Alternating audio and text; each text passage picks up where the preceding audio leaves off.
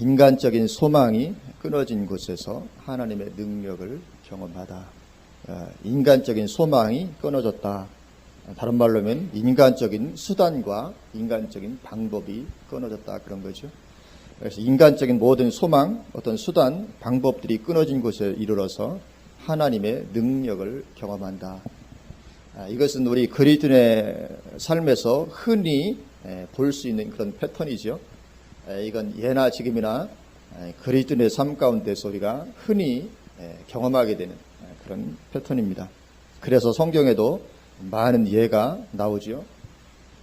몇 사람 예를 들어보면 첫째 모세입니다. 모세도 인간적인 소망이 끊어진 곳에 그가 이르게 되죠. 왕궁에서 왕자로 살던 그가 이제 광야로 피해가서 40년 동안 광야 생활을 합니다.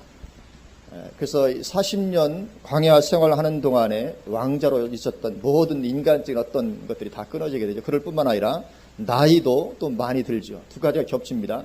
나이도 많이 들어서 80세가 되었고, 그리고 왕궁에서 그가 누렸던, 그가 가졌던 모든 인간적인 것들이 다 이제 소용이 없게 된 그런 때에 그가 이르게 됩니다. 그런 자리에 이르렀을 때 하나님이 그를 부르십니다. 하나님 일을 위해서. 그래 모세가 뭐라고 반응합니까? 출애굽기 3장 11절에 보면 내가 누구이기에 바로에게 가며 이스라엘 자손을 애굽에서 인도하여 내리까, 그렇게 대답을 합니다. 아니 40년 전에는 하나님이 명령하시기 전에도 내 힘으로 한번 해보려고 했었잖아요, 그렇죠? 40년 전에는 하나님 말씀하시지 않았음에도 불구하고 내가 한번 해보려고 했는데, 이제는 하나님 말씀하셔도 내가 누구이간데 내가 그런 일을 하고 내가 어떻게 바로에게 가며 이스라엘에서 이끌어내겠습니까? 저는 그런 거 할 만한 인물이 아닙니다. 그렇게 고백을 합니다. 그러니까 하나님께서 모세를 설득하죠. 내가 함께 한다니까. 뭐 설득하고 내가 함께 하겠다고 약속하고 또 이적을 보이십니다. 너 손에 있는 게 뭐냐? 지팡이입니다. 던져라. 지팡이 던지니까 뱀이 되고, 그죠? 뱀 꼬리를 잡으니까 다 지팡이로 변하고, 손을 내 품속에 한번 넣어봐라. 넣으니까 손에 뭉둥병이 들고 한번 꺼내. 또 다시 한번 넣어봐라. 그리고 뭉둥병이 사라지고.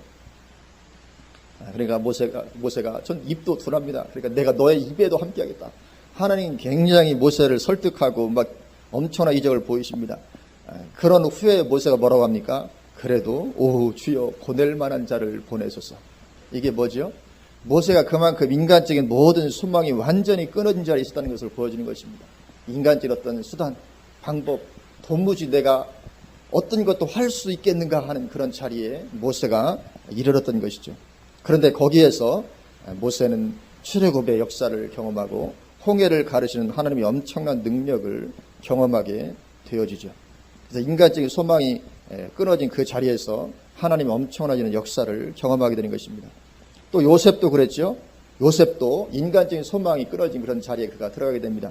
원래 요셉은 부잣집 아들이었습니다. 부잣집 아들이었는데 다른 나라에 노예로 팔려갑니다. 노예로 팔려간 것만 해도 인간적인 소망이 끊어진 것인데 거기에 그는 감옥에까지 들어가게 되죠. 그래서 죄수가 됩니다. 그냥 죄수도 아니고 노예 출신 죄수입니다.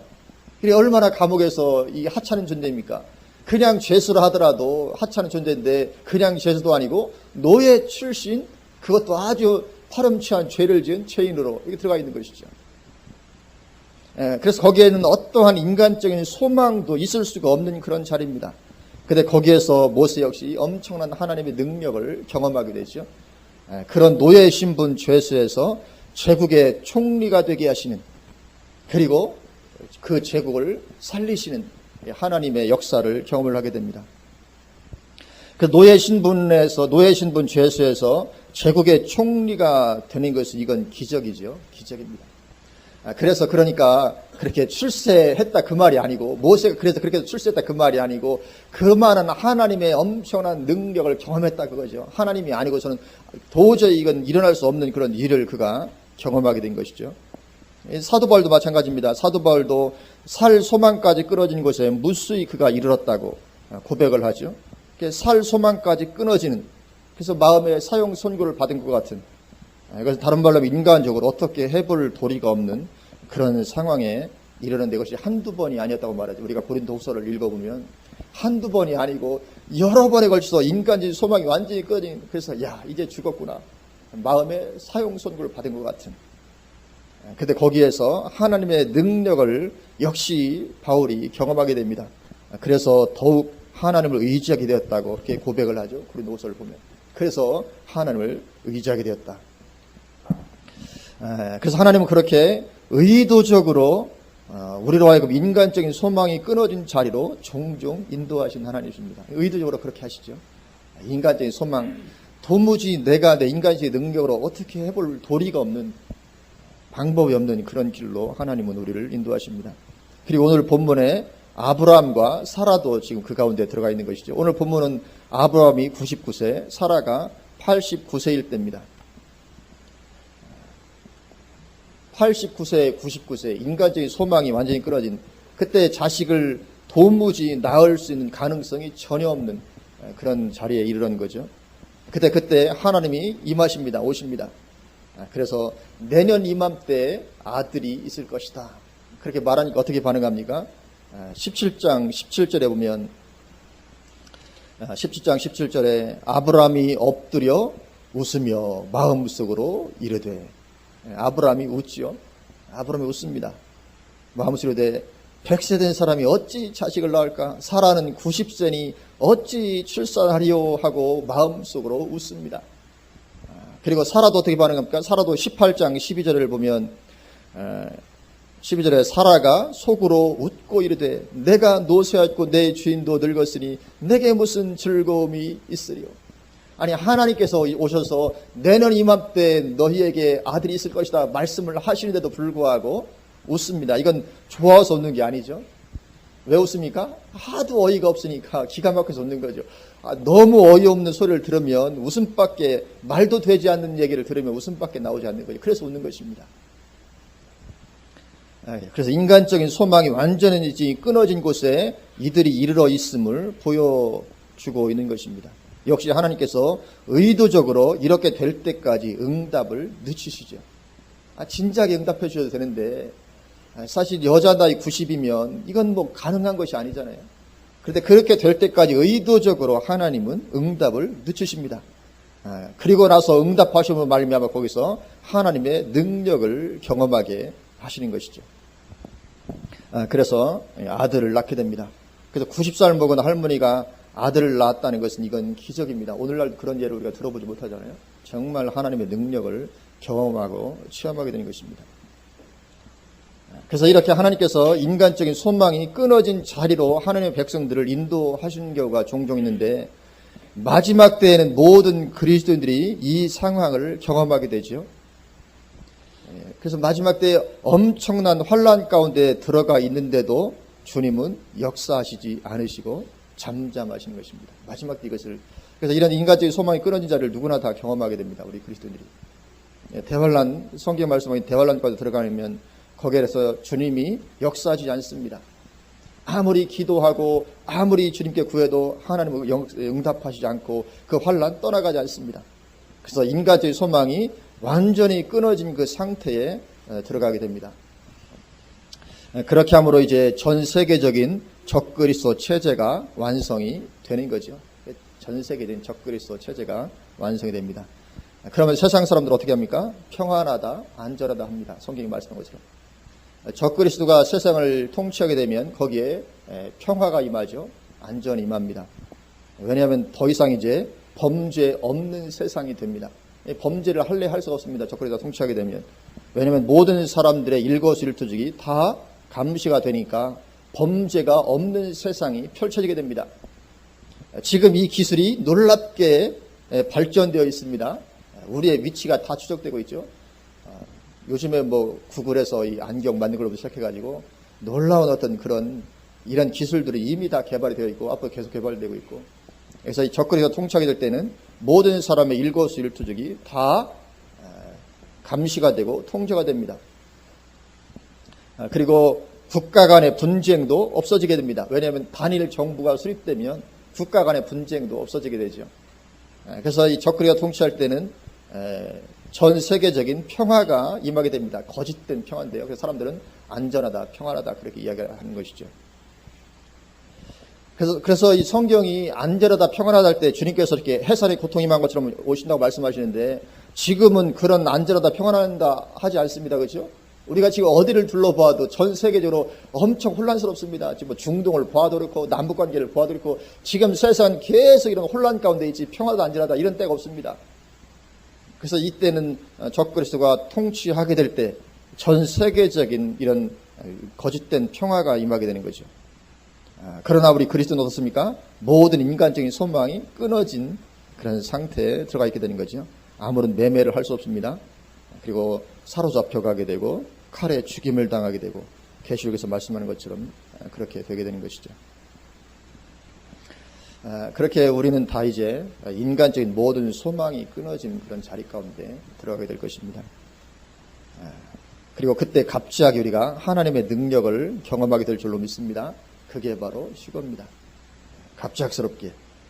그래서 그런 상황에서도 여전히 하나님 바라보는 믿음을 유지하고 있는 자들을 들어 올리시는 것입니다. 이게 휴거입니다. 그런 엄청난 상황임에도 불구하고 여전히 하나님 바라봅니다. 인간적인 소망이 다 끊어졌습니다. 인간적인 소망이 완전히 끊어진 그런 자리에 있음에도 불구하고 하나님께 아무리 기도해도 응답이 없음에도 불구하고 그래도 여전히 하나님 바라보고 믿음을 지키고 있는 그들을 끌어 올리시는 것입니다. 그것이 휴거죠. 그래서 우리는 인간적인 소망이 끊어진 자리에 우리가 들어간다 할지라도 하나님에 대한 소망을 접으면 큰일 나게 되는 줄로 믿습니다. 절대로는 하나님에 대한 소망을 접지 말아야 된다. 그것이 오늘 본문에서 말씀하는 것입니다. 아무리 그렇게 나이가 100세가 되고 도무지 자녀를 생산할 수 없는 그런 상황이라 할지라도 하나님에 대한 소망을 접으면 안 된다는 거죠. 하나님은 얼마든지 능력이 있는 하나님이시기 때문에 그런 어떠한 상황에 들어가도 하나님을 바라보는 소망을 가진다는 것이죠. 그래서 하나님은 현재 우리 개인적인 삶에서 동일하게 우리를 다루십니다. 그래서 현재 살아가는 우리의 삶도 동일하게 이런 상황을 종종 경험하게 됩니다. 모든 인간적인 소망이 끊어진 곳에 우리가 종종 다다르게 됩니다. 저는 한 번도 그런 데 다다라본 적이 없는데요. 그럴지 모르지만 앞으로 그런 상황에 도달하는 때가 있게 될 것입니다. 이건 하나님 백성들이 다 이런 상황을 경험을 하게 됩니다. 목회자도 목회하는 가운데 이런 상황을 경험하게 되고 다 그런 것입니다. 우리 삶 가운데. 그리고 거기에서 하나님의 능력을 경험하게 되어질 줄로 믿습니다. 누구에게요? 그래도 여전히 하나님 바라보는 사람에게, 그래도 여전히 하나님 바라보고 하나님을 구하는 사람에게 하나님은 능력으로 임하시게 되는 것입니다. 그러면 하나님 왜 그렇게 하십니까? 오늘 본문 18장 14절 보면, 우리 오늘 본문 18장 14절 같이 한번 봉독하실까요? 여호와께 능하지 못한 일이 있겠느냐? 기한 이를 때에 내가 내게로 돌아오리니 사라에게 아들이 있으리라. 아멘. 말씀하시죠? 여호와께 능하지 못한 일이 있겠느냐? 이거 보여주시려고 하시는 것입니다. 여호와께 능하지 못한 일이 있겠느냐? 이걸 보여주시려고 그렇게 우리 인간적인 모든 수단이 끊어진 자리에 우리를 이르게 하신 것입니다. 그래서 하나님의 능력을 보여주시는 것입니다. 그걸 봄으로 말미암아 하나님에 대한 더 분명한 믿음을 우리가 갖기를 원하시는 것이죠. 그래서 예수님께서 요한복음 11장에 나오는 예수님의 나사로 죽음 사건에서도 예수님 말씀하시죠. 내가 믿으면 하나님의 영광을 보리라 하지 않더냐. 나사로 사건 역시 의도적으로 예수님께서 늦추십니다. 의도적으로 응답하지 않습니다. 그래서 결국은 죽은 지 사흘이나 지나게 나흘이나 지나게 만들죠. 그래서 인간적인 모든 소망이 끊어진 자리로 인도하신 것입니다. 왜 그렇게 하십니까? 내가 믿으면 하나님의 영광을 보리라 하지 않더냐. 그래서 우리가 믿으면 하나님의 영광을 보게 될 줄로 믿습니다. 어디에서요? 인간적인 모든 수단과 방법이 다 끊어진 그런 자리에서, 거기에서 믿으면 우리는 하나님의 영광을 보게 되어 있는 것입니다. 그것을 위해서 의도적으로 하나님은 응답을 늦추십니다. 불가능한 가운데로 우리를 인도하시는 것이죠. 그래서 우리가 하나님의 능력을 체험하고 더 분명한 믿음 갖고 하나님과 교제하며 동행하며 살아갈 수 있도록 하나님은 그렇게 하신 것입니다. 그렇다면 우리 삶에도 인간의 소망이 끊어진 그런 곳에 이를 때 우리가 어떻게 반응해야 할지 우리가 다 아실 것입니다. 어떻게 반응합니까? 낙심하고 하나님을 떠나가고 배도하고 해서는 안 될 줄로 믿습니다. 우리가 그런 가운데서도 없는 것을 있는 것 같이 부르시는 하나님을 바라볼 수 있어야 될 줄로 믿습니다. 그래서 로마서 4장은 아브라함에도 그렇게 말씀하죠. 로마서 4절 보면 아브라함에 대해서 아브라함이 믿은 그 하나님은 없는 것을 있는 것으로 부르시는 이시니라 그렇게 말씀합니다. 아브라함이 그 하나님 바라보고 어떤 하나님입니까? 없는 것을 있는 것으로 부르시는 하나님, 다른 말로 하면 불가능을 가능케 하시는 하나님, 그 하나님을 바라보았다는 거죠. 그래서 하나님은 그런 상황에서도 여전히 하나님과 동행하는 신앙 되기를 기대하신 것이죠. 그래서 이런 상황에 도달했을 때 우리는 그런 상황에서 여전히 우리는 하나님 그분을 구해야 되죠. 인간의 소망이 그런 자리 가운데 들어가면 우리가 뭐 해야 됩니까? 하나님을 구해야 되는 것입니다. 하나님, 주님 오십시오. 주님을 구하는 것입니다. 주님만 오시면 다 되니까. 그 구체적인 상황 하나하나가 뭐 돈 문제든지 건강 문제든지 무슨 어떤 문제 구체적인 하나하나가 있는데 그 어떤 그 상황이든지 주님이 오시면 되잖아요. 그렇죠? 그러니까 주님 그분을 구하는 것입니다. 주님이 필요합니다. 주님 오시옵소서.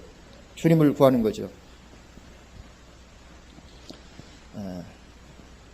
그래서 그렇게 역사하시는 하나님 바라보고 우리가 주님과 동행하는 신앙생활을 하는 것이죠. 그래서 우리 신앙은 그렇게 하나님과 동행하는 것입니다.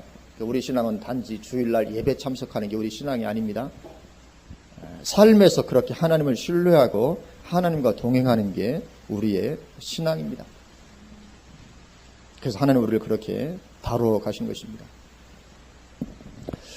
그래서 지금도 어느 정도 하나님께서 얼굴을 감추시고 있는 그런 때가 틀림이 없습니다. 지금 이 시대도 하나님께서 얼굴을 감추고 계시죠. 그래서 세계적으로 악은 점점 창궐해 가는데 하나님은 얼굴을 감추시고 그래서 교회는 무기력증 가운데 있습니다. 오늘날 현 상황이죠. 세계적으로 점점 어두워갑니다. 우리나라도 마찬가지고.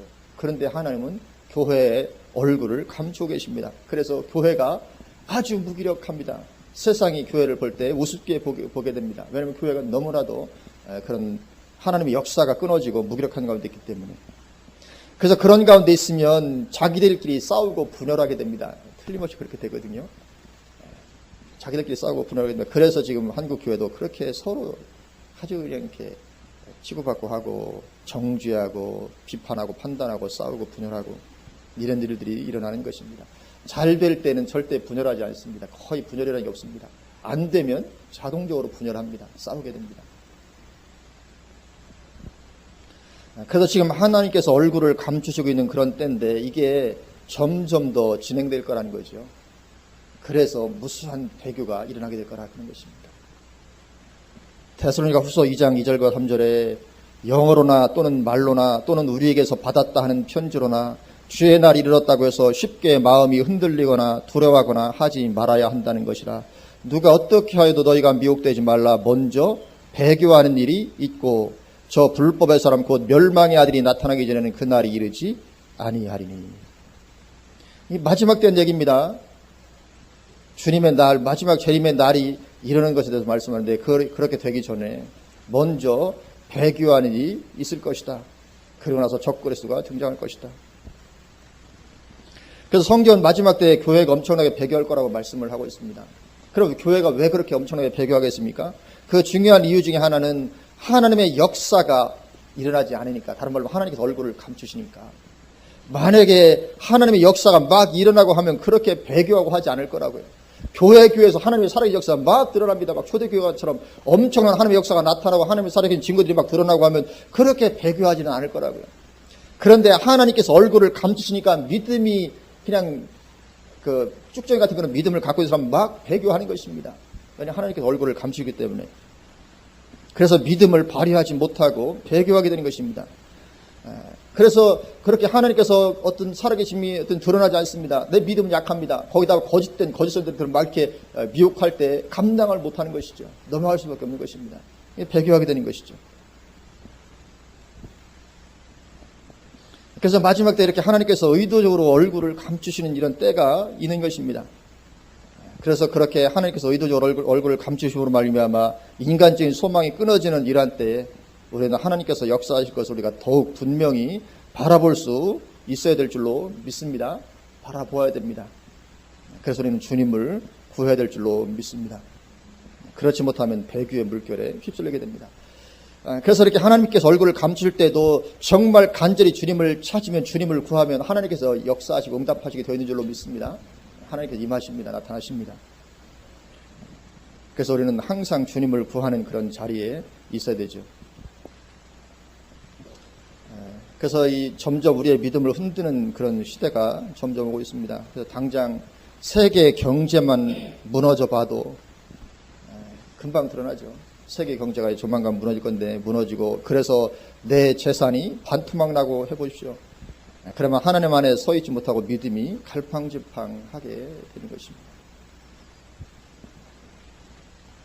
근데 지금 곧 그렇게 될 것이 눈에 훤히 보이지 않습니까? 세계가 돌아가는 걸 볼 때. 그러면 금방 이제 하나님 안에 서 있지 못하고 믿음이 갈팡질팡하고 흔들리는 무수히 많은 그리스도인들을 우리가 보게 될 것입니다. 그래서 오늘 우리 본문의 이 아브라함을 통해서 우리가 은혜를 좀 받아야 될 줄로 믿습니다. 그래서 아브라함을 보면 그렇게 응답이 이루어지지 않습니다. 25년이나 기다렸는데도 응답이 없습니다. 이제 99세가 됐고 89세가 됐습니다. 그리고 또 최근까지 13년 동안 하나님이 나타나시지 않습니다. 이삭을 출산하고 나서 13년 동안 하나님 침묵하시거든요. 그러니까 13년은 전혀 하나님을 경험하지도 못합니다. 그럼에도 불구하고 이제 하나님께서 아브라함에게 나타나시자 아브라함이 어떻게 반응합니까? 금방 민감하게 반응하고 있는 것을 보게 됩니다. 이 아브라함의 민감성을 보게, 그렇게 응답이 있지 않고 내 몸은 죽음과 모든 소망이 끊어진 그런 자리 가운데 있었음에도 불구하고 이 아브라함은 하나님이 오실 때 민감하게 반응하고 있었다는 거죠. 오늘 18장 1절부터 보면 이 표현을 보면 아브라함이 얼마나 민감하게 지금 반응하고 있는지 모릅니다. 18장 보면 1절부터 보면 여호와께서 마므레의 상수리 나무들이 있는 곳에서 아브라함에게 나타나시니라. 날이 뜨거울 때 그가 장막문에 앉아있다가 눈을 들어본 즉 사람 셋이 맞은편에 서 있는지라. 그가 그들을 보자 어떻게 합니까? 곧, 그죠? 지체 없이 곧 장막문에 문에서 어떻게 합니까? 달려 나가. 이 지금 아브라함의 반응입니다. 곧 보자마자 막 달려 나갑니다. 그리고 6절로 가서 아브라함이 급히 장막으로 가서 급히 가죠. 가서 사라에게 말하고, 또 7절을 보면 아브라함이 또 가축이 떼 있는 곳으로 어떻게 합니까? 달려가서 또 기름지고 좋은 송아지를 잡아 하인에게 주니 그가 급히 유의한지라. 이 지금 반응을 보죠. 얼마나 아브라함이 지금 민감하게 그렇게 막 하고 있는지 모릅니다.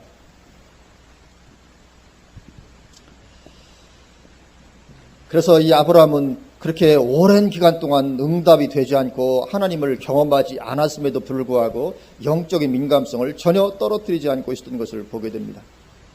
그래서 우리도 이래야 될 줄로 믿습니다.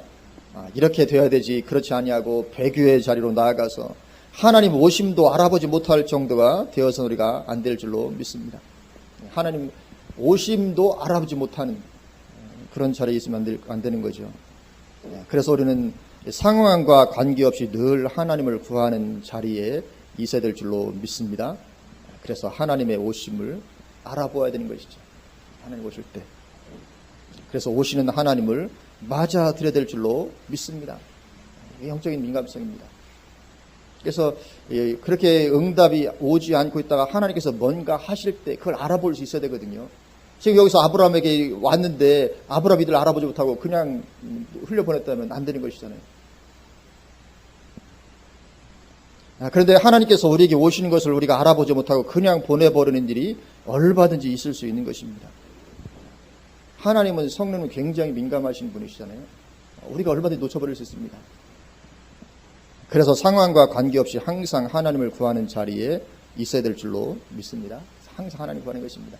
그리고 오늘날 우리가 정말 얼마나 절박하게 하나님을 구해야 되는 때인지 모릅니다. 요즘에 하나님께서 저에게 특별히 더 이렇게 그런 은혜를 주시는 것 같아요. 하나님을 정말 구할 수 있는. 그리고 또 하나님을 정말 하나님만을 구하라고 계속 격려하시고 하나님을 구하시도록 그렇게 깨닫게 하시고, 그래서 우리가 정말 하나님 구해야 될 줄로 믿습니다. 정말 우리가 하나님 구하는 자리에 있어야 됩니다.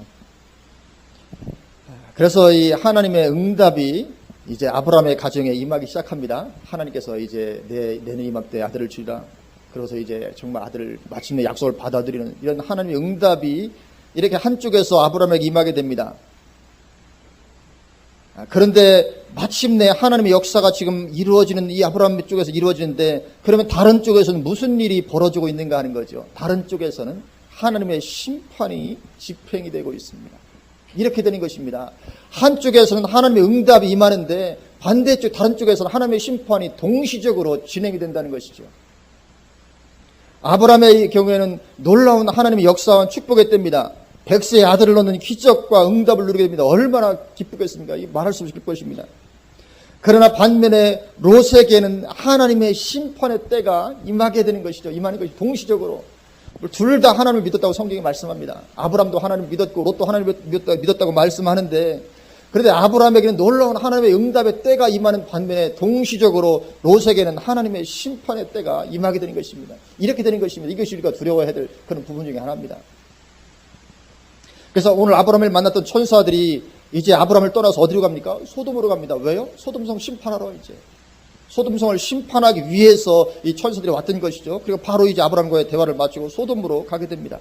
근데 마지막 때도 똑같이 이렇게 되는 것입니다. 한쪽에서는 알곡을 모아 콧간에 들게 됩니다. 그리고 다른 쪽은 어떻게 됩니까? 쭉정이를 모아서 꺼지지 않는 불에 태운다. 동시적으로 그렇게 되는 것입니다. 한쪽에서는 알곡 성도들이 휴가가 됩니다. 동시에 다른 쪽에서는 쭉정이 성도가 7 대접 심판을 받고 멸망을 당하게 되는 것입니다. 그래서 한쪽은 축복이고 한쪽은 심판이 동시적으로 진행이 됩니다. 그리고 마지막 때 한쪽에서는 인내하며 믿음으로 하나님을 기다리는 사람들이 영적인 부흥으로 들어갑니다. 마지막 때 이런 하나님의 역사하심이 있습니다. 부흥이 있습니다. 언제입니까? 계시록 11장에 나오는 두 증인이 사역할 때죠. 두 증인이 굵은 베옷을 입고 엄청난 기름 부으심으로 막 사역을 합니다. 이게 놀라운 부흥의 때입니다. 이런 부흥이 없습니다. 그리고 요한복음 17장 예수님의 이 마지막 대제사장적인 기도도 반드시 응답이 돼야 되죠. 하나님께서 이렇게 예수님께서 교회를 위해서 얼마나 기도하십니까? 그 기도가 응답되지 않으면 안 됩니다. 예수님의 기도이기 때문에.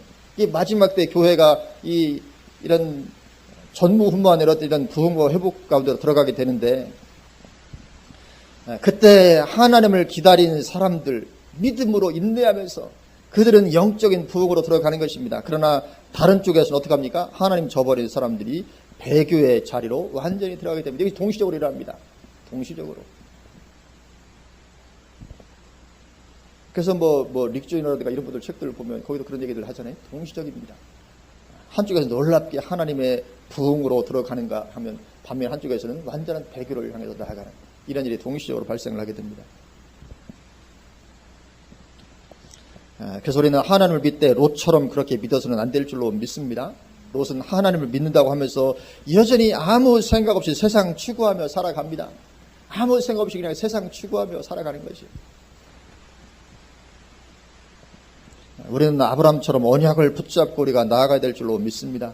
그래서 비록 하나님이 경험되지 않아도 언약을 붙잡고 있는 것입니다. 우리는 내 삶에서 하나님이 경험되지 않으면 우리는 금방 낙심하고 하나님을 떠나려고 하고 하나님을 향해서 배도하고 그렇게 하기 쉬운데, 그러나 하나님이 경험되지 않는 그런 가운데 있다 할지라도 하나님이 살아계시지 않은 것도 아니고 하나님이 나를 사랑하시지 않는 것도 아닌 줄로 믿습니다. 하나님의 계획이 있는 것입니다. 그래서 마침내 이 말 하나님의 때를 우리가 믿음으로 바라보면서 인내하고 그리고면서 뭐합니까? 중요하고 하나님 그분을 구하는 것입니다. 우리가 얼마나 하나님 필요합니까? 지금 우리의 어떤 내 신앙의 상대를 볼 때 하나님 필요합니까? 필요하지 않습니까? 저는 제 신앙을 볼 때도 하나님이 얼마나 지금 절박하게 필요한지 모릅니다. 정말 하나님 필요합니다. 하나님 오셔야 되겠습니다. 그래서 정말 우리는 그렇게 이런 상황일지라도 하나님 그분을 구하는 것입니다. 하나님이 주실 선물보다는 하나님 그분을 구하는 것입니다. 하나님 그분이 오시면 선물은 자동으로 오는 줄로 믿습니다. 자동으로 오는 것입니다. 하나님만 나에게 오시면 임하시면. 그래서 인간적인 소망이 끊어진 자리로 가고 있는 그런 상황이랄지라도 우리는 죽은 자를 살리시는 하나님을 의지하는 것입니다. 없는 것을 있는 것으로 부르시는 하나님, 그 하나님 바라보고 그 하나님을 구하는 것입니다. 누구처럼 아브라함이 그렇게 했듯이. 그래서 주님 다시 오실 때가 거의 다 되어가고 있는 줄로 믿습니다. 그래서 주님이 오실 때가 거의 다 되었다는 것은 다른 말로 하면 성도의 환난의 때가 가까웠다는 것입니다. 그래서 지금 전 세계적으로 성도들을 환난에 몰아넣기 위해서 다들 아시잖아요. 그렇죠? 물밑으로 얼마나 지금 작업이 좀 치밀하게 진행되고 있는지 모릅니다. 치밀하게 지금 그렇게 진행이 되고 있습니다.